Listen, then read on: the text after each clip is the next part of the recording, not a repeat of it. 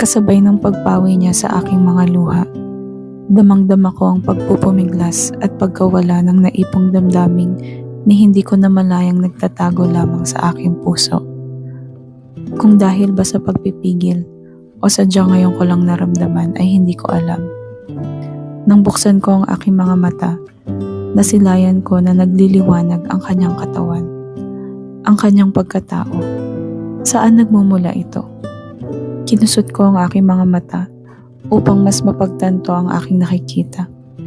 Dahan-dahang lumalaki at kumakalat ang liwanag na tila lumalayo sa figurang nasa aking harapan. Ang figura ng taong aking lubos na minamahal. Hanggang sa ang liwanag ay unti-unting naging maliliit na tila mga butil ng bigas na kumikislap sa paligid niya.